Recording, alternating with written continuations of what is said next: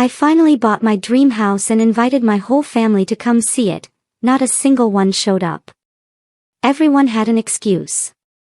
As I sat alone unpacking boxes, my dad texted, "We need to talk about the house." My reply left them all completely shocked.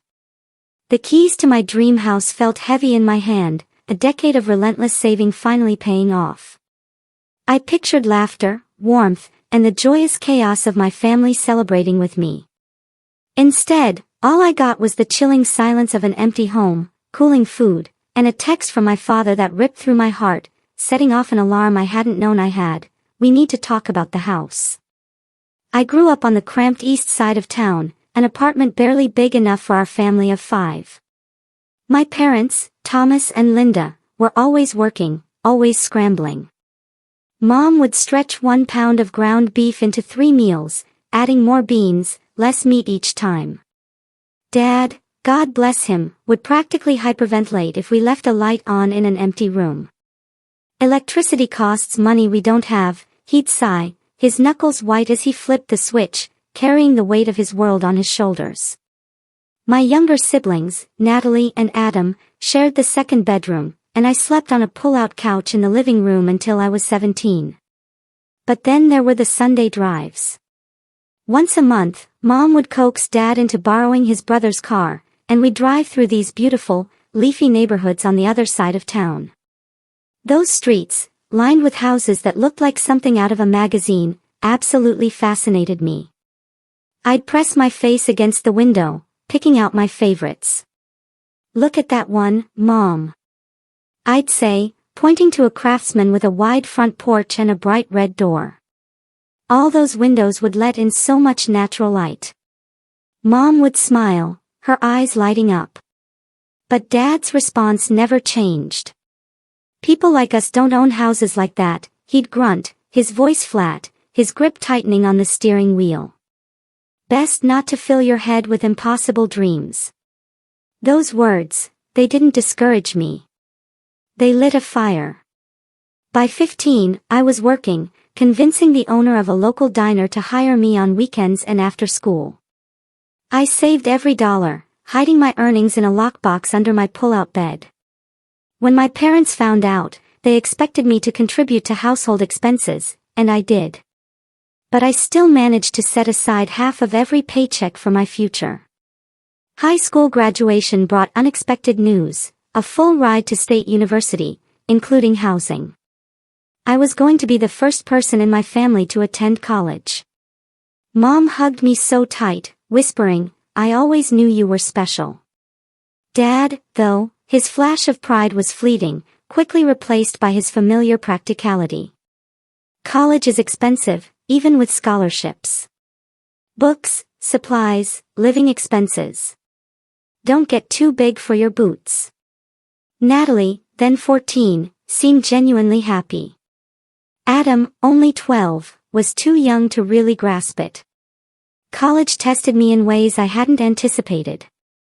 I worked at the campus bookstore between classes, waited tables on weekends. Sleep became a luxury. I maintained my grades and, crucially, kept saving. The cultural shift was even harder. Many of my classmates came from wealth. They spoke of European vacations and parents who were doctors or lawyers. I learned to navigate conversations carefully, sharing little about my background, feeling the growing divide. When I called home, conversations grew strained. Mom wanted every detail, living vicariously. Dad asked primarily about costs. Natalie and Adam talked less and less, our shared childhood experiences no longer enough to bridge the growing gap. 4 grueling years later, graduation day finally arrived. I scanned the audience, desperate to see my whole family. Only Mom was there, sitting alone in a dress I knew she'd saved for months to buy. "Where is everyone?" I asked her later. She couldn't meet my eyes. "Your father had an extra shift. They're short-handed. Natalie has a school project. Adam wasn't feeling well." It felt like a punch to the gut. We took pictures, just the 2 of us, my hard-earned diploma between us. This day, I realized, set a pattern. My achievements, however significant to me, often received minimal acknowledgement from most of my family. Their absence at graduation was just the beginning. Armed with my marketing degree, I landed an entry-level position. The starting salary wasn't impressive, but the growth potential was real. I found a studio apartment, barely 400 square feet, but it was mine, and the rent allowed me to continue my meticulous saving. Each paycheck was divided, 50% for essentials, 30% for my house fund, and 20% for everything else. I tracked every dollar. You need to live a little, my colleague Samantha would say, waving concert tickets. You're only young once. She wasn't wrong, but my focus remained unwavering. The memory of my father's words about impossible dreams fueled my determination. I wasn't just saving for a house, I was proving something. Professional growth came steadily. Promotions, salary increases. All that extra money went straight into my house fund. Weekends and evenings, I built a side business managing social media accounts. This additional income accelerated my savings significantly. My personal life, however, took a back seat. Friends stopped inviting me to costly outings. Vacations were non-existent. Then Marcus came along, a handsome guy from the legal office upstairs. Our relationship developed slowly, coffee dates turning into dinners, then weekends together. He was patient with my schedule, supportive of my goals. For a while. 6 months in, he suggested moving in together. We could get a nicer place, save on rent. You'd reach your house fund goal even faster. The logic was sound, but something held me back. Fear, perhaps, of merging my carefully controlled financial world with someone else's. I declined. He accepted it with grace. But 3 years into our relationship, the cracks began to show. Marcus started calling my saving habits an obsession. Arguments erupted over declined invitations to destination weddings and my reluctance to spend on experiences he valued. There's more to life than preparing for a future that might never come, he said during our final fight. You're missing everything that's happening right now. The breakup hurt, but it also clarified things. I wasn't willing to compromise on this dream. This house wasn't just property, it was tangible proof that people like us could achieve those impossible dreams. My family's reactions to my career progression were complicated. Mom expressed genuine pride, but seemed increasingly uncomfortable during her infrequent visits to my apartments. This neighborhood is so different from ours, she'd comment, glancing nervously at the young professionals below. Dad refused to visit at all. Downtown is too fancy for me, he'd say. My relationship with my siblings shifted too. Adam, now working construction, like Dad, called primarily when he needed money. My offers to help with budgeting were met with defensiveness. Not everyone wants to work themselves to death for some American dream fantasy, he snapped. Natalie, married young with 2 kids, made our conversations revolve around her children. If I mentioned my growing house fund, she changed the subject abruptly. It was clear, my success, instead of bringing us closer, was driving a wedge. 8 years into my career, a client mentioned buying her first investment property at 34. The perfect time to build wealth, she said, is when you have income, but before you have major family obligations. I was 32. I realized my timeline could be accelerated. My savings, excellent credit, and steady income from both jobs put homeownership within reach 2 years earlier than planned. I contacted a mortgage broker, James. He confirmed what I suspected, 8 years of disciplined saving had positioned me perfectly. You've done the hard part already, he said. His words validated all those sacrifices. Then came Kelly, my straight-talking realtor. My non-negotiables were clear, craftsman or colonial, 3 bedrooms for family visits, home office, established neighborhood. I've been visualizing this house for 15 years, I explained to Kelly. I'll know it when I see it. The house hunting was emotionally taxing. 47 properties, some close, but all with fatal flaws. Water damage. Outdated electrical. By property 38, fatigue set in. Maybe I'm being too picky, I told Kelly. The right house is worth waiting for, she assured me. Then, property 42 changed everything.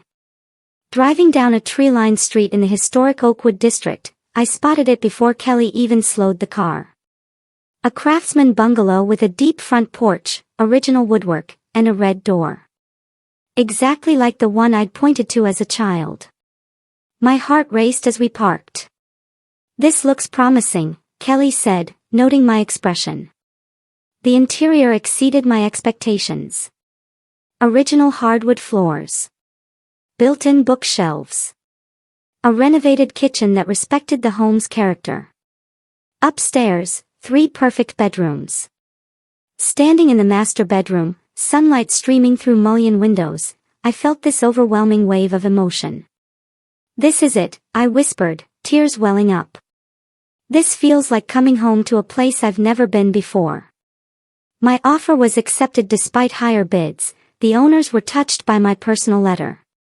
The loan process brought its own complications, stretching the closing for 2 weeks, but eventually, approval came through. The moment I received the keys, it felt surreal, the culmination of a journey that began with those Sunday drives. I asked for time alone in the empty house. Walking room to room, I allowed the significance to sink in. In the living room, I sat on the floor and cried. Tears of accomplishment, relief, and vindication. The daughter of renters, who couldn't afford to leave lights on, now owned a piece of the American dream. Taking photos of each room, I created a family group text, something I rarely did. Just closed on my first house. Can't wait for you all to visit and help christen it properly. Thinking of hosting a family dinner 2 weeks from Saturday once I'm settled. Save the date. The responses trickled in slowly. Mom sent 3 exclamation points. Natalie replied with a thumbs up emoji. Adam didn't respond at all. Dad finally wrote, houses like that have high maintenance costs. Hope you budgeted for repairs. The tepid reaction stung, but couldn't diminish my accomplishment. Standing in what would become my bedroom, watching sunset light paint the walls amber, I made a promise to myself. This house would become a home filled with warmth and welcome, regardless of my family's ability to share in my joy. The 2 weeks flew by. I arranged for my meager apartment furnishings to be moved, immediately realizing how inadequate they looked in this larger space. My small dining table was lost in the proper dining room. I found a second-hand table that could seat 8, perfect for the family dinner. A quick coat of paint and new chairs completed the set. This wasn't just about showing off, it was an opportunity to reconnect. I prepared the guest room for my parents, splurging on a new mattress. The second bedroom was for Natalie, her husband, and kids. The small third bedroom for Adam. I filled my cart with ingredients for everyone's favorites, Dad's pot roast, Mom's blueberry cobbler, Natalie's Caesar salad, Adam's buffalo chicken dip. The bill made me wince, but this celebration warranted the expense. I created a photo wall, displaying family pictures spanning decades. Welcome baskets awaited each family member. For Mom, a gardening book. For Dad, a custom keychain with the house address. For Natalie's kids, books. For Adam, a local brewery gift card. 1 week before the dinner, I sent formal invitations. Initial responses seemed positive. Mom called asking what she could bring. Just yourselves, I assured her. Natalie texted that her husband had arranged time off. Adam responded with a brief, I'll be there, that nonetheless lifted my spirits. Dad remained silent, but Mom assured me they would drive together. Then the calls started. 3 days before the dinner, Natalie called. Justine, I'm so sorry, but Emma has come down with an ear infection. She offered a complicated excuse about her mother-in-law. "We'll definitely come another weekend." Disappointment settled in my stomach. That evening, Adam texted, "Boss just scheduled me for Saturday. Someone called out, and I need the hours." "Sorry, sis." It felt less believable. Still, challenging him would only create tension. I responded with understanding. Thursday brought Mom's call, the one I'd been dreading. "Your father's back is acting up something terrible," she began, her voice carrying familiar notes of apology. "There's no way he could sit in the car for an hour each way. I could pick you up," I offered, desperation edging into my voice. "Or just you could come, and we could FaceTime Dad." "You know he wouldn't want me traveling alone," she replied. "And he'd feel terrible being left out completely. Better to postpone." By Friday afternoon, my meticulously planned family dinner for 6 had dwindled to a party of 1. I stood in my kitchen, surrounded by groceries for meals no one would eat, staring at the dining table set with new plates and carefully folded napkins. The house that had felt so full of potential now echoed with emptiness. I tried calling each family member, offering alternative dates. Voicemails and unanswered texts multiplied. Only Mom responded, reiterating Dad's health concerns. Saturday morning dawned bright and clear, the spring sunshine seeming to mock my solitude. The welcome basket sat untouched on guest beds that would remain unslept in. I moved mechanically, putting away perishable groceries, covering prepared dishes. By afternoon, I gave up pretense and changed into comfortable jeans and a t-shirt. Settling on the living room floor, surrounded by still unpacked boxes, I began organizing books, trying to focus on the physical task rather than the emotional weight pressing against my chest. The house, meant to be filled with family laughter, remained quiet. As evening approached, I ordered a pizza, lacking the heart to cook any of the special meals. Sitting cross-legged on the floor, I scrolled through design websites on my tablet, forcing myself to focus on future plans rather than present disappointment. That's when Dad's text finally arrived. The notification caused my heart to leap with momentary hope. "We need to talk about the house," was all it said. No congratulations, no apology for missing dinner. Just 7 words that somehow carried an ominous weight. My fingers hovered over the phone screen, pizza forgotten. Dad rarely texted. This direct communication suggested significance I couldn't ignore. Despite the late hour, I called immediately, heart pounding.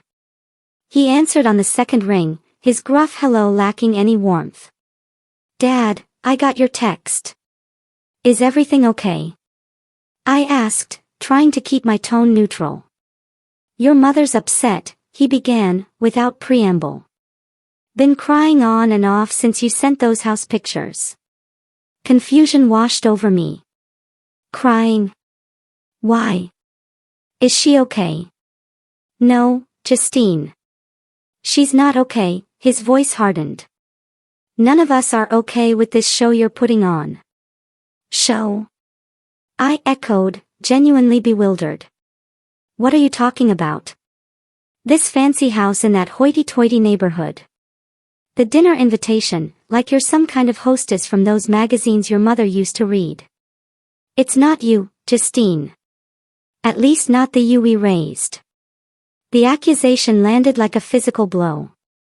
I sank back against an unopened box, struggling to process his words. "Dad, I've worked for this house for years. You know that. I saved every penny, worked multiple jobs. This isn't some show. It's the result of a decade of hard work." "Hard work," he scoffed. "Is that what you call it when you turn your back on your family? When you stop coming to Sunday dinners because you're too busy with your office job and side hustle? When you move to neighborhoods where your own father feels uncomfortable visiting?" Each question increased in volume until he was nearly shouting. In the background, I could hear Mom's muffled voice urging him to calm down. "I never turned my back on anyone," I protested, my own voice rising to match his intensity. I invited everyone here this weekend. I prepared rooms for each of you. Cooked all your favorite foods. Because we don't belong in a house like that, he exploded. Your mother took one look at those hardwood floors and fancy kitchen and knew she'd be afraid to touch anything. Adam said he felt sick seeing those pictures, knowing he'll never afford anything close to that on construction wages. Even Natalie felt it. Said you were showing off, making it clear how far you've moved beyond us. Tears sprang to my eyes. His words cut deeper than he could possibly know. That was never my intention, I whispered. I wanted to share this with you, not make anyone feel bad. Well, you failed, he stated flatly. Your mother thinks you're embarrassed by where you came from, that you bought this house to escape your roots, to escape us. That's not true, I whispered, though doubt began creeping in. Had I unconsciously chosen a neighborhood so different from my childhood home as a form of rejection? Isn't it? Dad continued.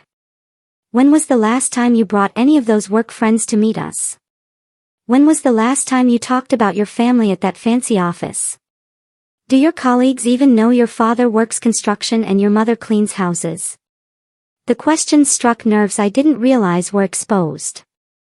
I had compartmentalized my life, keeping my background separate from my professional world.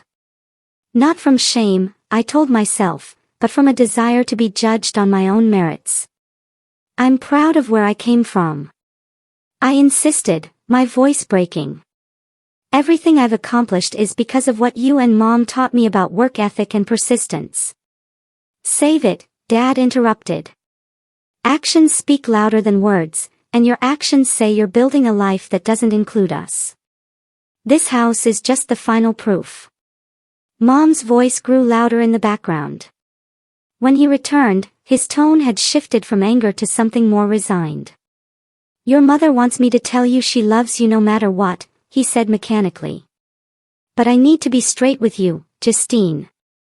This changes things between us.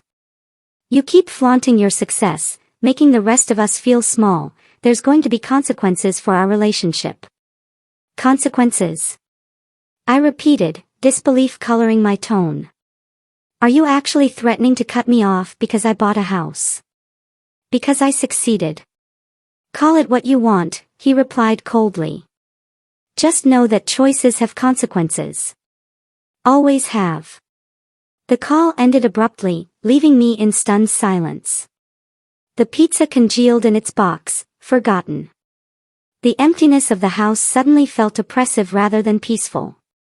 Each room, a testament to what I had supposedly chosen over my family. I moved through the rooms in a daze, touching the walls, the door frames, the countertops that had brought me such joy just days earlier. Each beautiful feature now felt tainted by my father's accusations. The guest rooms mocked me with their emptiness, the welcome baskets pathetic in their optimism. In the master bedroom, I caught my reflection in the mirror. Designer jeans and a casual top that cost more than my father likely spent on clothes in a year. When had that happened? When had I started spending $80 on shirts without blinking, when I grew up watching my mother darn socks rather than replace them? Had success changed me in ways I hadn't recognized? Had I, in my determination to rise above financial struggle, inadvertently elevated myself away from the people who had shaped me?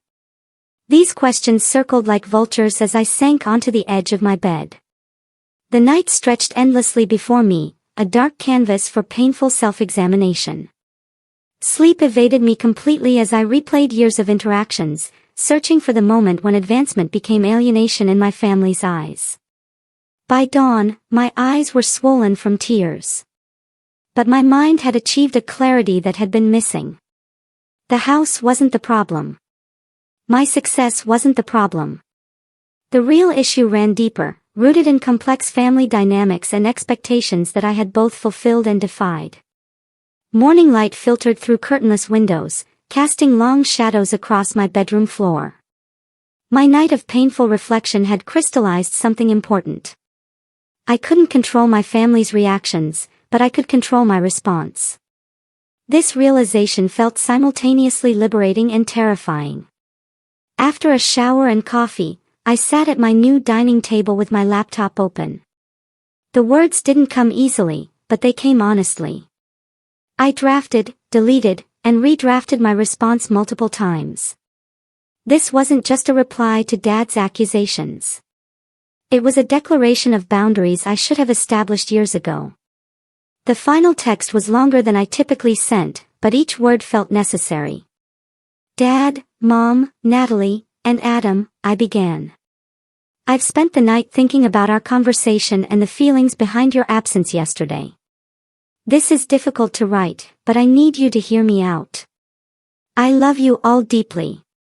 Nothing about my career path or this house purchase changes that. You are my roots, my foundation. The work ethic that built this life came directly from watching Dad work double shifts and Mom juggle multiple jobs. Every sacrifice you made for us kids taught me the value of persistence. But loving you doesn't mean I must diminish myself to make you comfortable. My success isn't a rejection of my upbringing, it's the fulfillment of the potential you nurtured. When I look at this house, I don't see an escape from my past. I see the physical manifestation of lessons you taught me. I won't apologize for working hard and achieving goals.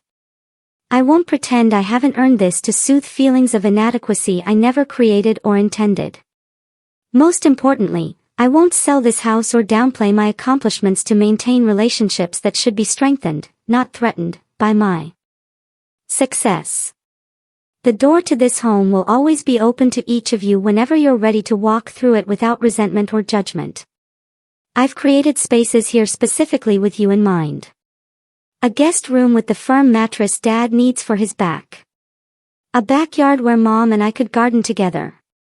Local breweries I thought Adam might enjoy exploring with me. I'm not choosing this house over family. I'm choosing to believe we can grow together rather than grow apart. I'm choosing to believe that love isn't diminished by square footage or mortgage payments. This door will always be open to you, but I won't close it on my dreams. I hope someday you'll understand that my success honors rather than rejects everything you've given me. Love always, Justine. My finger hovered over the send button for several minutes. This message would either begin healing or deepen the rift. There would be no middle ground. Finally, I pressed send and set my phone aside, deliberately turning my attention to unpacking books onto the built-in shelves. The responses came in stages, each revealing something about my relationships. Mom called first, her voice thick with tears. I never meant to make you feel bad about your accomplishments, she began. I'm proud of you, Justine. Always have been. It's just hard watching you create a life so different from what I could provide. You provided everything that matters, Mom, I replied gently. Love, values, strength. The rest is just stuff. Our conversation lasted nearly an hour, the first truly honest exchange we'd had in years. She admitted feeling intimidated by my career and financial stability, confessing that my father's reaction stemmed partly from his own sense of failure. He wanted so much more for us than what he could achieve, she explained. Seeing you accomplish what he couldn't, it's complicated for him. I acknowledged her words, but stressed, I need him to see that my success is his success, too. Everything I am began with you both. We ended the call with tentative plans for her to visit alone the following weekend. Just us girls, she suggested. Your father needs more time. Natalie texted next, her message unexpectedly vulnerable. I lied about Emma being sick. The truth is I was jealous and ashamed. Troy and I can barely afford our apartment rent, and seeing your beautiful house made me feel like a failure. I'm sorry. Your message made me cry. Can we start over? I called her immediately. Our conversation revealed years of competitive feelings I'd never recognized. As the older sister who seemingly did everything right, I represented a standard she felt she couldn't meet. My achievements had unwittingly become a measuring stick against which she judged her own life choices. I've never thought less of your choices, I assured her. You have beautiful children and a loving marriage. Those are successes that can't be measured in dollar signs or property deeds. We ended the call with plans for a proper visit the following month once she'd worked through some of her complicated feelings. Adam maintained radio silence for 3 days before sending a terse text. Need time to process. Not ready to talk yet. It was the most honest communication we'd had in years, and I respected his boundary without pushing for more. Dad's response was the most painful. A week passed with no word. Then a birthday card arrived in the mail containing a gift card to a home improvement store. No note accompanied it, but the choice of gift acknowledged my new homeowner status, a small, almost imperceptible step toward acceptance. The weeks that followed brought a mix of sadness and liberation. I missed the easy family relationships I'd once taken for granted, but there was also relief in no longer maintaining the fiction that everything was fine between us. The honest exchanges, however painful, felt like clearing stagnant air. I threw myself into making the house truly mine. Walls were painted, furniture arranged, window treatments installed. Each decision reflected my taste and needs, a freedom I hadn't previously allowed myself. When a colleague asked about my weekend plans and I mentioned renovating the guest bathroom, she asked casually, "Will your family be visiting to see the improvements?" For the first time, I answered without evasion or sugarcoating. We're working through some complicated feelings about my move. Family dynamics are challenging sometimes, but we're figuring it out step by step. Her knowing nod and shared story of similar struggles with her own relatives made me realize how universal these experiences were. The pretense of perfect family harmony I'd maintained had only isolated me further. This revelation sparked another important decision. I joined a first-generation professionals networking group, connecting with others navigating the complicated territory between their roots and their achievements. Their stories of similar family tensions helped me understand I wasn't alone. My therapist, whom I started seeing 4 months after the failed gathering, offered crucial perspective: your achievement doesn't diminish anyone else's worth. And their discomfort with your success isn't something you need to fix by becoming smaller. This insight freed me from the guilt that had shadowed my accomplishments. I began celebrating milestones openly, a major promotion, completing the front porch restoration, without immediately calculating how these successes might be perceived by my family. 3 months after the failed family dinner, I hosted my first real gathering in the new house, not for family, but for friends and colleagues who had supported my journey. As glasses clinked and laughter filled rooms that had once echoed with emptiness, I felt the house transforming from a symbol of division to one of new beginnings. 6 months after moving in, my house finally felt like home. The living room walls, once bare, now displayed a mixture of local art and personal photographs. The kitchen had become my weekend sanctuary. The garden beds, dormant when I purchased the property, now burst with herbs and flowers, the result of weekend labor that left dirt under my fingernails and satisfaction in my heart. On a warm Saturday evening, my dining room hosted its first proper dinner party. 8 people gathered around the table that had sat empty that first weekend. To Justine, toasted Diane from next door, raising her glass, who not only restored this beautiful old house, but filled it with warmth and welcome. The words touched me deeply. This was exactly what I'd envisioned. The path with my family remained more complicated, marked by tentative steps forward and occasional retreats. Natalie had been the first to truly breach the divide, visiting initially without her husband and children, almost secretively, as if testing whether these new waters were safe. "This is really beautiful, Justine," she'd admitted, running her hand along the original woodwork. "I can see why you fell in love with it." That first visit led to others, eventually including Troy and the children. Watching her 5-year-old son Jack race through the backyard, building fairy houses beneath the oak tree while her daughter Emma arranged pebbles along the garden path, healed something in both of us. "They love coming here," Natalie confessed during her 3rd visit. "Jack asked yesterday if we could move to a house with pretty windows like Auntie Justine's. Mom had established a Routine of visiting for coffee on Wednesday mornings when Dad was at his weekly physical therapy appointment. These visits began awkwardly, with Mom perched at the edge of the sofa as if afraid to fully occupy the space. Gradually, she relaxed, eventually helping me select curtains for the living room and suggesting placement for family photos. "I brought something for you," she said one Wednesday, pulling a small box from her purse. Inside lay Grandma's china teacup and saucer, a family heirloom I'd admired since childhood. "It belongs here now, with you." The gesture acknowledged something important, that this house, despite its difference from our family's previous homes, was now part of our shared history. Adam maintained the most distance, responding sporadically to texts but declining invitations. Still, small shifts emerged. When he needed help creating a resume for a job application, he called me directly. "The place looks nice in the background," he commented during our video call, noticing the built-in bookshelves. "You always did have an eye for that stuff." Coming from Adam, this qualified as effusive praise. Dad remained the final holdout. He had not stepped foot in my house, though Mom reported he asked questions about it after her visits. The birthday card with the home improvement store gift card had been followed by a Christmas card signed with just his name, no message. These small acknowledgments offered hope without resolution. 9 months after moving in, an unexpected text arrived from Dad. "Your mother says the gutters need cleaning before winter. Do you have someone handling that?"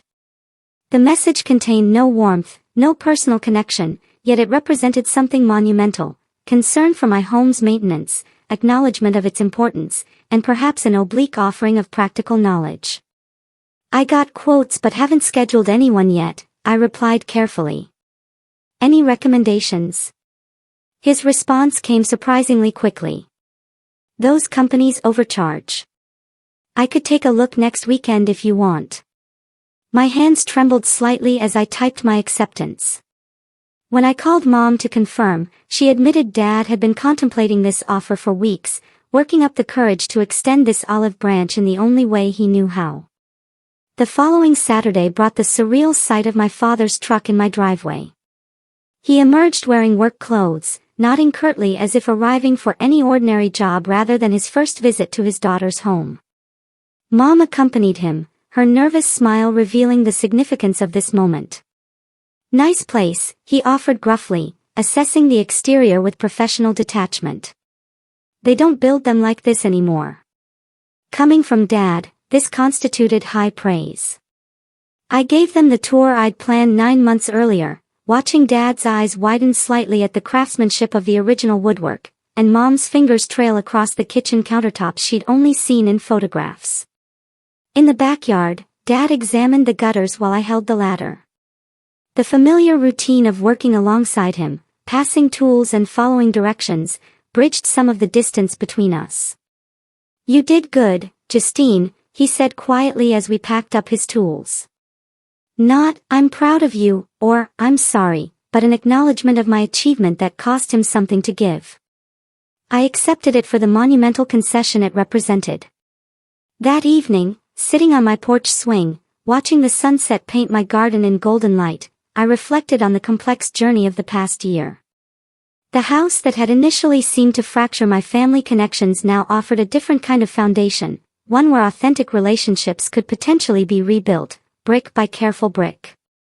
I realized home wasn't just about the physical space or the financial achievement it represented. Home was creating a place where I could be my authentic self while keeping doors open to the people who shaped me. However complicated those relationships might be, the path forward wouldn't be simple or direct. Some wounds would take years to fully heal, if they ever did.